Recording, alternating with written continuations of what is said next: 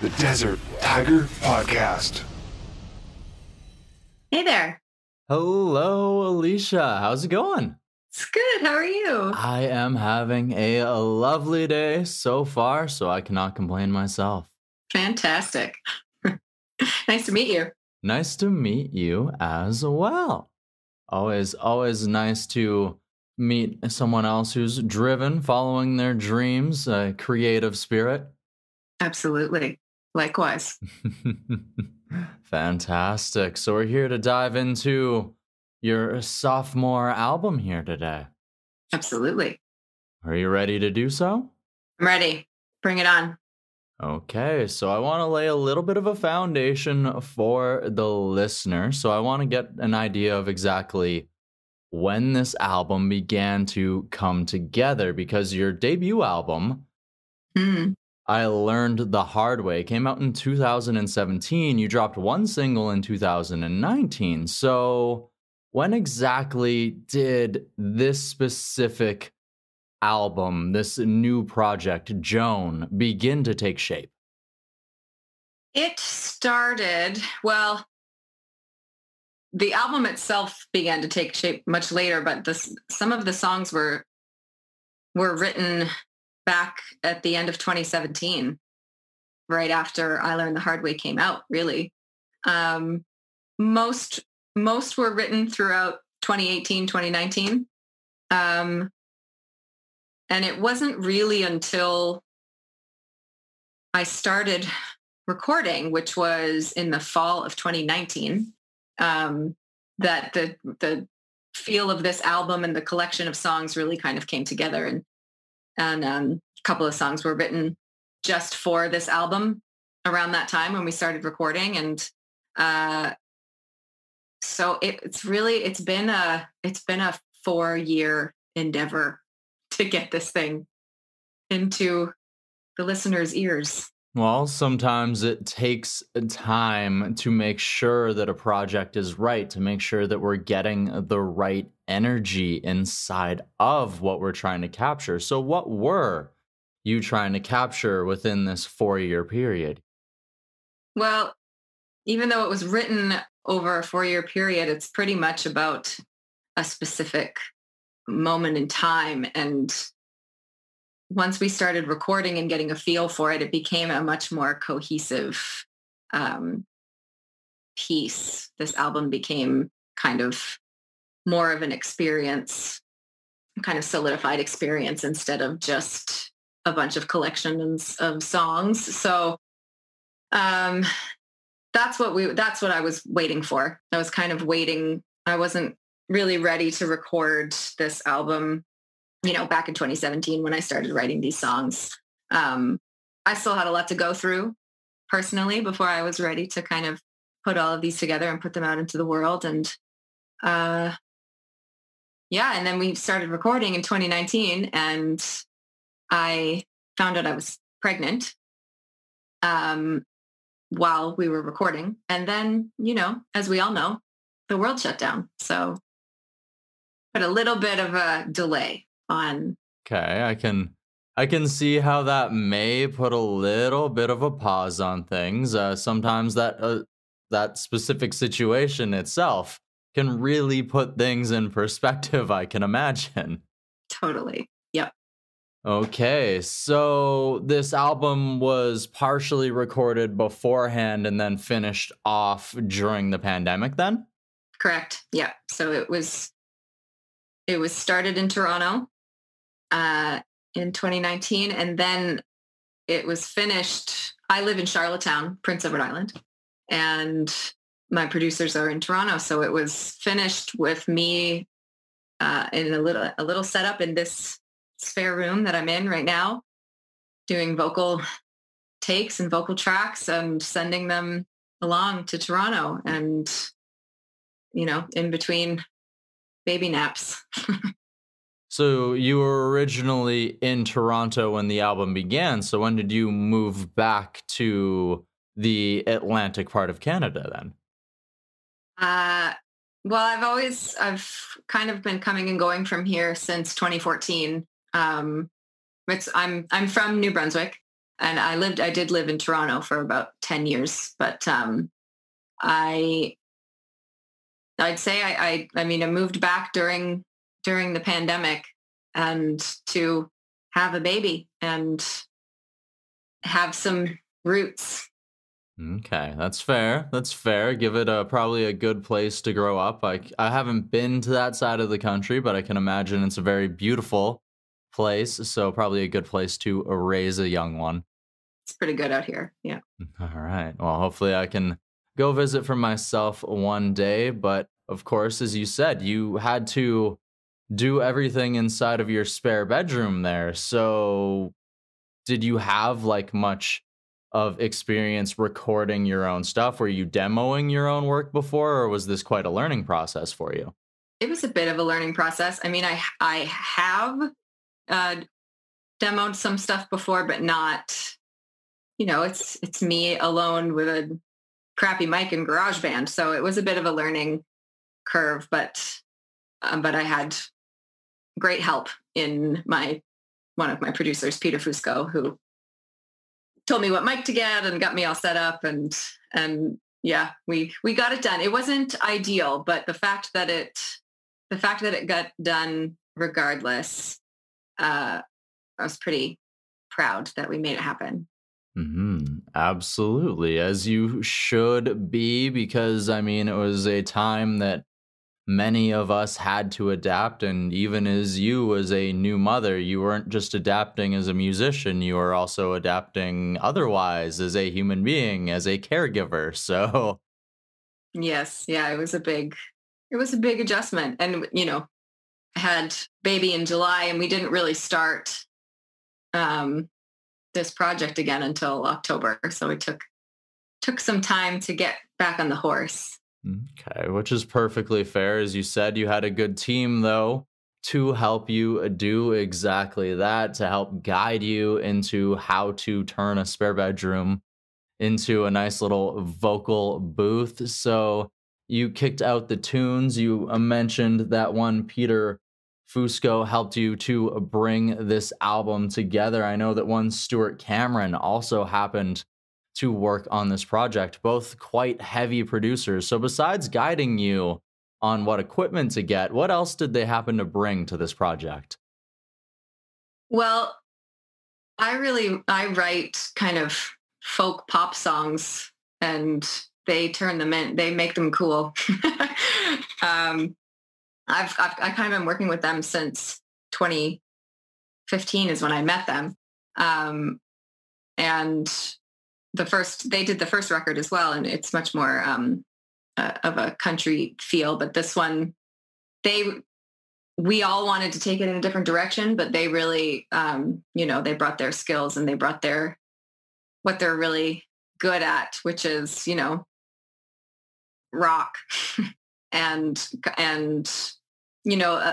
layers of production, and yeah, I mean, they made the feel of this album what it is. So I mean, I brought the songs, but they brought the feel of it. Okay, awesome. And I want to jump into some of those songs and those feel. And you mentioned the rock vibe being added to this folk sound in your latest single, which actually released the day before we record this interview here, is Jokes on Me, which you can definitely feel that rock vibe inside of it. So take us behind this latest single here. Yeah, well, this is one of the earliest ones I wrote for this album. So it was written back in the end of 2017. And it was like a folk train song when I wrote it. And it's a very different version. So I've been through a few incarnations of this song over the years, playing it live. And when we took it into the studio, I kind of left it with them to mess around with. And I don't know if it was 1 or 2 days later, but a couple of days later, this is what they came back with. And it kind of set the tone, for this album. And I was so excited about it. Nice, nice. So lyrically, what take us behind that side of this coin? Well, it's about I mean, if you take it at face value, it's about a bad relationship, but it's also about the kind of internal struggle you have right before you make that decision to leave or not. And when really the only person that can help you is yourself. So it's asking for help, but it's really asking yourself for help to it's that moment before of either doing the hard thing and making a huge change or staying complacent. Okay. It's I really really enjoy that because it's you, like you say, you have to help yourself because you can ask people for advice over and over and over again and they can tell you what they think or otherwise, but unless you make a decision or act on it or whatever it happens to be, nothing will change, right? Absolutely. I mean, you're not going to, when you see other people in this situation, it's so different when you're in it. But when you witness other people in a situation like that, you can give them all the advice you want. But until they're ready to make a change, it just won't happen. Very, very true. Very, very wise, Alicia. I Thank love the you. lesson there. I want to dive behind another one of the tracks off of this album. Let's dive behind the second single. It was released back in May here. Call My Name. Take us a little bit behind this one. Yeah. So call my name. Uh, well, production wise, call my name actually started out. We ran through this and just recorded kind of a live off the floor version. Um, just Stuart and I, and it was originally just an acoustic, soft ballad the whole way through. And it wasn't until we took it into the studio um, that we kind of added. It's kind of like my Radiohead moment, but that we kind of added the full throttle like rock kick in that you hear. And the whole thing was recorded in one take. So it's not perfect. Like the vocal was recorded in one take. So it's not perfect, but I wanted it to stay that way because um, this song is my favorite on the whole album. And it was one of the last ones written actually, but when it came, it kind of brought the whole album together, I felt. And it's about being manipulated, and it's kind of what the theme throughout the whole album is, being in a bad situation for the most part anyway. But if you can relate that feeling of being manipulated by somebody who's so good at saying all the right things. So the song is about asking for that not to happen, but also recognizing that all you would have to do was say the one right thing and everything would change and I would stay. Wow. Mm. Wow. Okay. No, that's very, very powerful. And it's something that happens to a lot of people as well. So, once again, a very important topic, a very powerful thing to write a song about because, as you say, we can get stuck in a situation and we can still be powerful people. We can still be like individuals, but it can just always be that one person who happens to maybe get in and you let them in and you try to see the best inside of someone. And then, like you say the right thing. And then you go, okay, well, maybe things can change. Absolutely. And we all, want to be in the business of changing people, even though it's not really possible.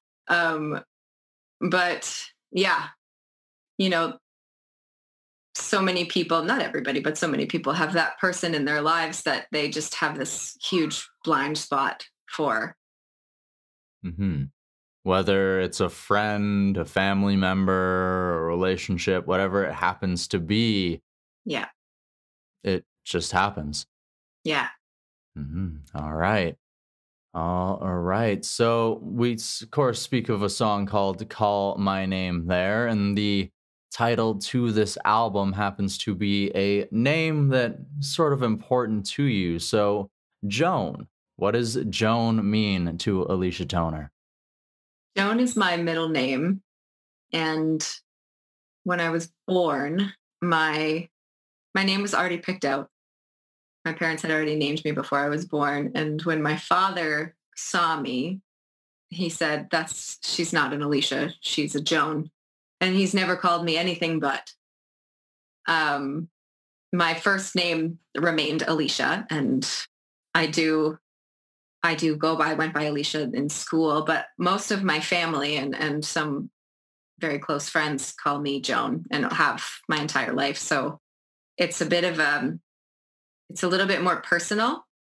And so calling the album Joan was kind of my way of self-titling it without using Alicia Toner is a bit of a mouthful. So calling the album Alicia Toner was, I just didn't want to. So Joan felt right because these songs are much more personal than the last album. So it was just, my way of self-titling and letting people see a side that not everybody always gets to see. No, I like that a lot. It's as soon as you said that, that was my immediate thought was you're taking us sort of behind the scenes a little bit more into who you are as an individual with that. And I think that's kind of really beautiful. Thanks. Because, you're opening up with a lot of these songs with, like we said, powerful topics. So it's kind of, once again, opening up still with that name. Yeah. Awesome. Awesome. Well, Alicia, of course, the album is releasing here at the end of June. I know that after this last year, it's been very difficult to plan to say. We've been faked out a few different times on being able to go and play live shows and otherwise, but the potential for these things might be returning. So what does the rest of 2021 hold for Alicia Toner? We're very lucky out here in Prince Edward Island because we've been playing live shows for months now. Jealous. I know. I'm so sorry. I try not to, I try not to brag about it. I try not to post about it too much because I have a lot of Ontario friends that are, stuck in this vicious cycle of lockdown. But, we still have restrictions and they're not full capacity live shows by any means, but still we have been very fortunate. So I do have an album release show on June 18th, which is at the PEI Brewing Company, and various dates throughout the summer, just all over the island because I couldn't book off the island because right now I'm not allowed to leave. But but yeah, so that's happening all summer, and then hopefully we can start taking off again in the fall, winter. Well, hopefully there's a lot of tours getting announced, so we shall see. Fingers crossed for sure. Yeah. So I have had a blast chatting here, Alicia, about growing into this album. I have one question left. Are you ready for it? I'm ready. I think I'm ready. So we've talked about your growth as a musician, going into this album, becoming a little more personal with your lyric writing. So what I would like to know is, through all of this cycle, this past 4 years here, how has this time helped you grow as a human being, or what has it taught you about yourself? Well, I have learned that I am very resilient, that I am a person who knows what they want. And now I'm not afraid to ask for it or go and get it. And I wasn't like that before. So I'd say that's the biggest growth. Well, I also had a child, and that comes with all sorts of growth in its own way. So I'm a completely different person than I was 4 years ago, and I'm a person that I like now. I'm much more confident in myself, and I'd say that's the biggest growth that's happened. All right. Well, I am glad that you have found this new confidence, this strength, this resiliency. I must say, it looks good. So I have had a blast here, Alicia, and I want to thank you for joining me here on the Desert Tiger podcast. Thank you so much for having me. This was lovely.